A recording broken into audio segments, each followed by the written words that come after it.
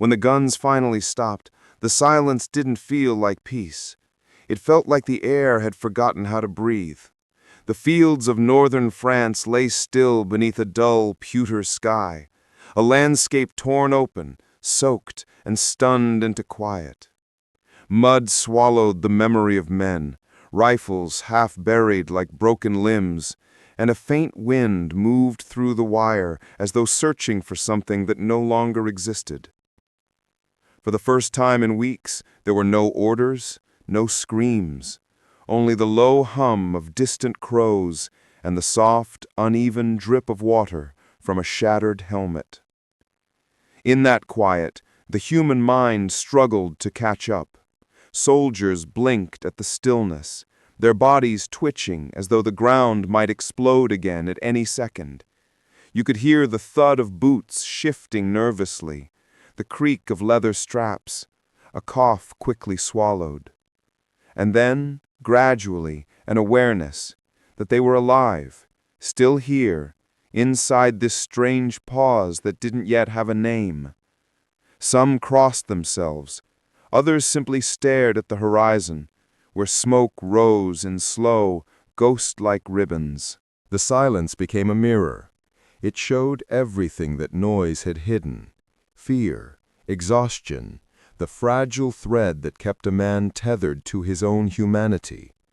And somewhere beyond that haze, between the burnt trees and scattered helmets, the shape of the enemy was no longer an idea, but another figure, breathing in the same broken air.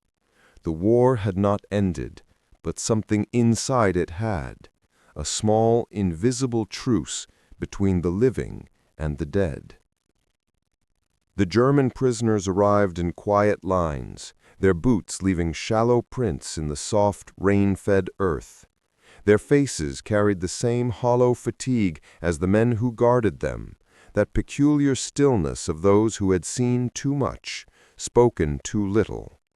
The French soldiers, rifles slung but fingers loose on the triggers, watched them with a curiosity that had nothing to do with hatred. They looked like brothers returning from the same storm, each one marked differently by the wind. Their uniforms may have spoken opposing languages, but the dirt on their sleeves told the same story. When the guns finally stopped, the silence didn't feel like peace. It felt like the air had forgotten how to breathe. The fields of northern France lay still beneath a dull, pewter sky, a landscape torn open, soaked and stunned into quiet. Mud swallowed the memory of men, rifles half buried like broken limbs, and a faint wind moved through the wire, as though searching for something that no longer existed. For the first time in weeks, there were no orders, no screams, only the low hum of distant crows and the soft, uneven drip of water from a shattered helmet. In that quiet, the human mind struggled to catch up. Soldiers blinked at the stillness, their bodies twitching as though the ground might explode again at any second. You could hear the thud of boots shifting nervously, the creak of leather straps, a cough quickly swallowed. And then, gradually, an awareness that they were alive, still here, inside the strange pause that didn't yet have a name. Some crossed themselves, others simply stared at the horizon where smoke rose in slow, ghost-like ribbons. The silence became a mirror.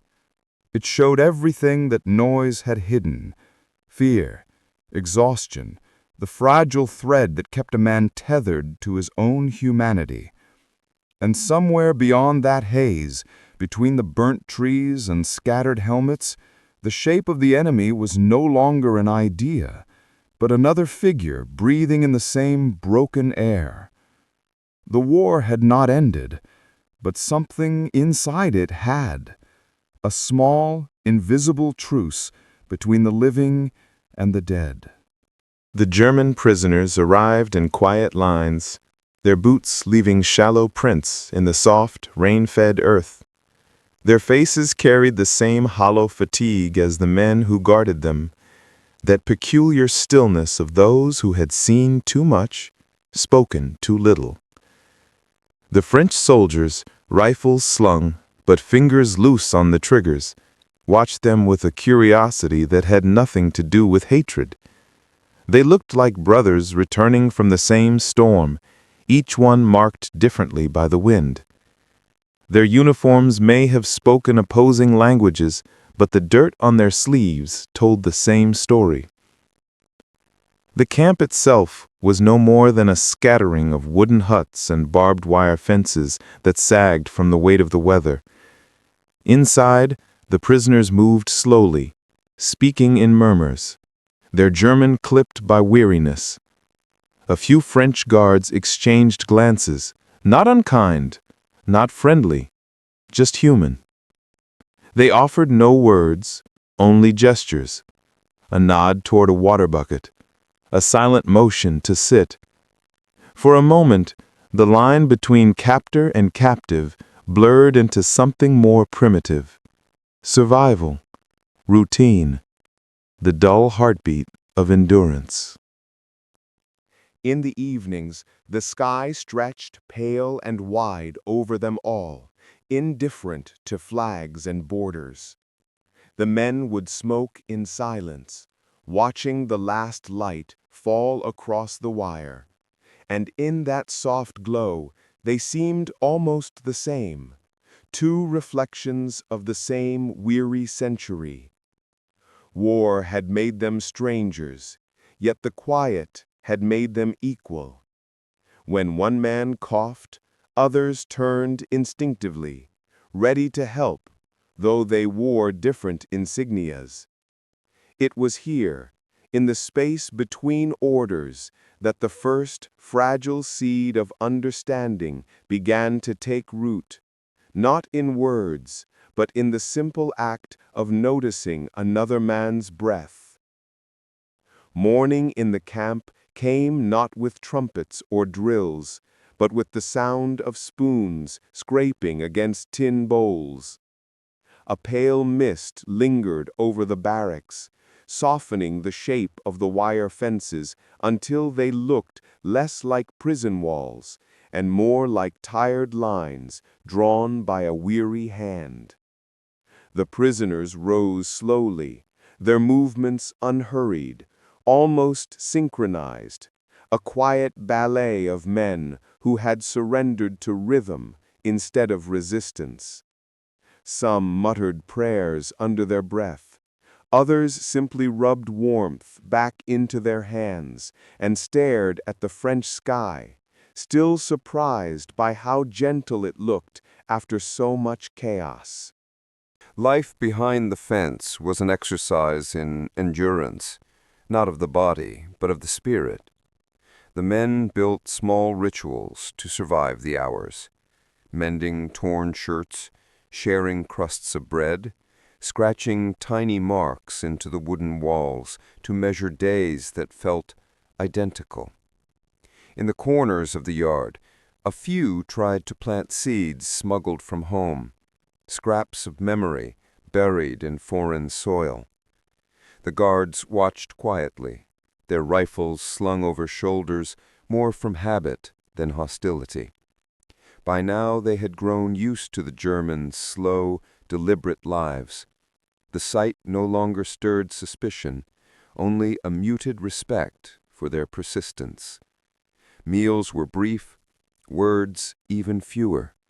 Communication passed through gestures, a shared nod, a lifted brow, a momentary glance that said, "We understand." There were no victories here, no grand ideologies, only men trying to make sense of time while waiting for someone else's decision to set them free. Sometimes, at dusk, the guards would lean against the fence posts, lighting cigarettes, while the prisoners hummed faint songs from the Rhineland. The smoke curled upward and disappeared into the same twilight sky that belonged to them all. In that sameness, something fragile began to form, Not friendship, but a quiet recognition that both sides were trapped in the same unfinished story. The war had divided them, yet the stillness united them in ways no treaty ever could. The wire stood, but inside the air had grown softer, touched by something that felt almost human again. There were hours in the camp when nothing moved, when even the air seemed to hesitate. It was in those quiet stretches, between duty and dusk, that the eyes began to speak. Across the barbed wire, French guards and German prisoners learned to read each other without language. A nod meant gratitude, a glance meant permission, and sometimes silence itself carried the weight of 1,000 unspoken words. What began as watchfulness slowly softened into awareness, the kind that comes when you've stared too long into another man's weariness and found your own reflected there. The guards, once trained to see enemies, now saw gestures instead, the way a captive steadied his trembling hands while carving a piece of wood, or how another offered half his bread to a companion coughing in the cold. These small acts, invisible to history, became moments of revelation. A French sergeant might catch himself smiling at a joke he didn't understand, or pausing to listen to a tune hummed in a foreign tongue that somehow felt familiar. The wire remained, but its meaning began to waver. Sometimes, at sunset, the shadows stretched so long they blurred the boundary altogether. The gold light struck the metal fence, and for a moment it looked less like division and more like lace, fragile, temporary, a thing that could vanish if the world exhaled softly enough. Both sides watched it fade, both knowing they were trapped in systems larger than themselves.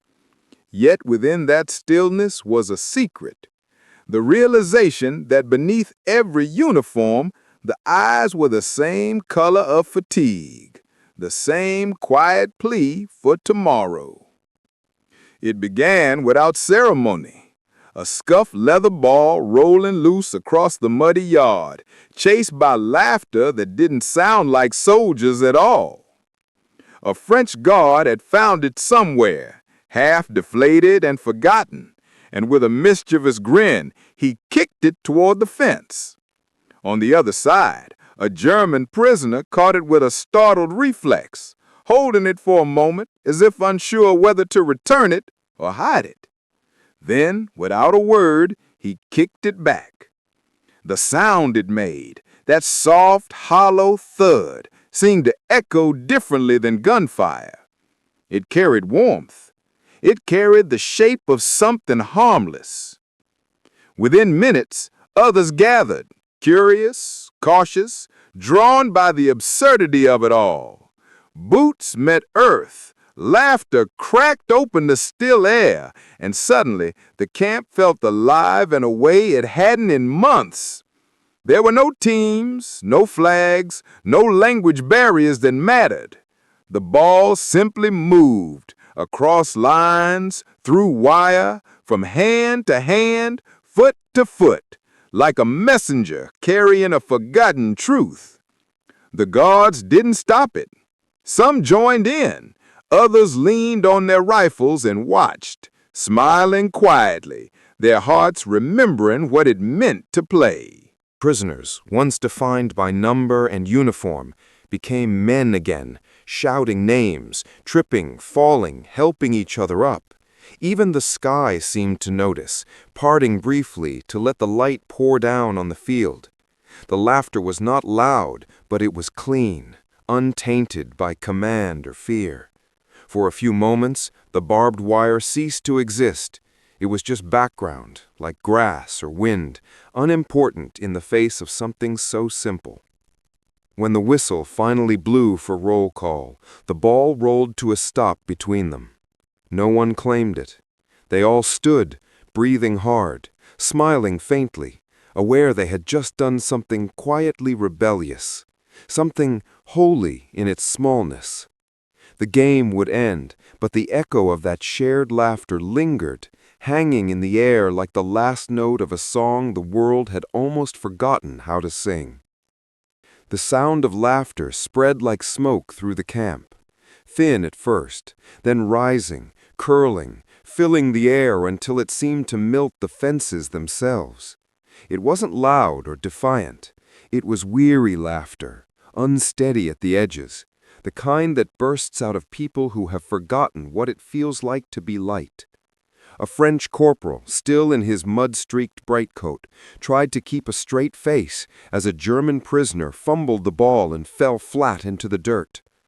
The guard's grin slipped through before he could stop it. Then another joined in, and another, until even the most stoic faces cracked open. The noise didn't belong in a war zone. It sounded like home. For once, the camp felt less like a holding ground and more like a village square. The air carried the rhythm of boots meeting earth, of breath meeting sky. Someone whistled a tune, another answered, and soon the guards were clapping in time. They forgot their roles for a heartbeat. No us, no them, only men breathing in the same thin November sunlight. It was absurd and beautiful, a rebellion not of violence, but of joy. The absurdity made it sacred. A sergeant watching from the tower didn't shout. He just watched, pipe unlit, eyes softening, as though trying to memorize it before the spell broke. Down below, the game continued until the players could no longer see the ball in the twilight. When the last pass was made and the last laugh faded into evening, a hush settled, not of guilt, but of peace. They walked back to their posts and barracks without a word, each carrying the same invisible warmth inside. For the first time in years, they had shared something without taking it. That night, the camp slept deeper than usual, the echo of laughter drifting softly through dreams like smoke that refused to disappear. In the weeks that followed, the camp settled into a gentler rhythm. The memory of the football game lingered like the scent of rain after a storm, faint but impossible to forget. The guards still carried their rifles, and the wire still glinted under the sun, but something unseen had shifted. It began with the smallest of gestures. A crust of bread slipped through the fence, a cigarette shared without a word, a French soldier turning his back while a German prisoner warmed his hands by the kitchen stove. These were not grand acts of rebellion. They were quiet decisions, moments when men chose compassion over obedience, if only for a breath. At night, when the wind howled through the empty fields, a few of the French guards would linger near the prisoners' quarters, listening to low murmurs of songs from the Rhineland. They didn't understand the words, but the melody was enough. It carried homes, mothers, children, the weight of what every man had left behind. Sometimes one of the guards would hum along softly, almost unconsciously, until both sides laughed at the clumsy harmony. It was laughter that didn't mock, it recognized. Over time, stories began to pass between them in fragments. A German farmer describing his vineyard before the war, a French schoolteacher recalling the smell of chalk and old books. There were no politics in these stories, no victory or shame, just life, seen through tired eyes. The sharing itself became an act of survival, proof that kindness could exist without permission. When the mornings came, the men worked in silence, but the air felt different. The fear had thinned. Even the crows that circled above seemed less menacing now, more like witnesses to a fragile understanding that no one dared to name. In a world consumed by orders, they had found a language that required none at all. At night, when the camp sank into its soft, uneasy silence, the men would write. Not official letters.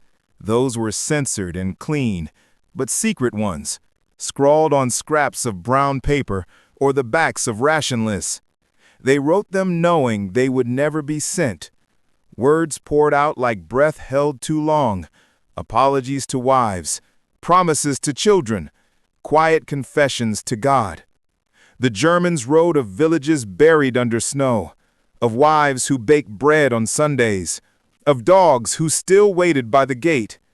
The French guards wrote too, though they'd never admitted, letters to brothers still at the front, to mothers who prayed in shuttered rooms. In the flicker of lamplight, the war shrank to the width of a page. Some nights, one man would read his words aloud, softly, not caring who listened. Another would nod, understanding without translation. These were not enemies then, only men remembering who they were before uniforms and numbers. The act of writing, of shaping longing into language, kept them human. It reminded them that they belonged somewhere beyond this wire, to someone who might still wait for their return. When morning came, they would fold the papers carefully and hide them, beneath planks, inside boots, behind stones. The guards sometimes found them during inspections, but pretended not to. It was a silent agreement, a shared reverence for the fragile things that kept a man alive. The letters never left the camp, yet they traveled far, across mines, across fences, carrying the warmth of memory through the cold machinery of war. In the end, it wasn't the words themselves that mattered, but the need to speak them. The need to believe that even in silence, someone, somewhere, might be listening. The French guards folded the orders neatly into their pockets, but they couldn't fold away what had already happened. They remembered the laughter, the games, the soft hum of German songs drifting through dusk. It had been harmless, they thought, human. Yet now each glance across the wire felt heavier, as if unseen eyes were watching. Some obeyed easily, retreating into silence, grateful to be told what was right. Others hesitated, torn between duty and the fragile bond they'd built. In that hesitation lived guilt, not the guilt of cruelty, but of cowardice, of silence where warmth once lived. The prisoners sensed the change immediately. The guards stopped lingering at the fences. They no longer nodded in greeting. Mealtime became mechanical again, the air thick with unsaid things. But every so often, an old habit would slip through. A loaf of bread placed just within reach, a canteen left uncapped. It was rebellion in miniature, quiet and almost invisible. The war had returned, not through gunfire, but through order. And in that clash between rule and remembrance, each man faced the same impossible question.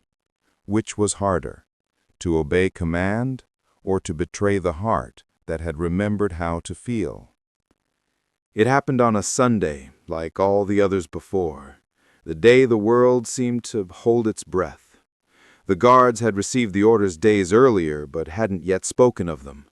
Perhaps they wanted one more afternoon of forgetting, one last moment where war didn't exist. Someone brought out the old scarred football, its seams loose, its color long faded by rain. The men gathered wordlessly, both sides understanding that this would be the final time. The air was still, heavy with that strange blend of joy and mourning, reserved for things that end too soon. When the ball rolled, the camp came alive again.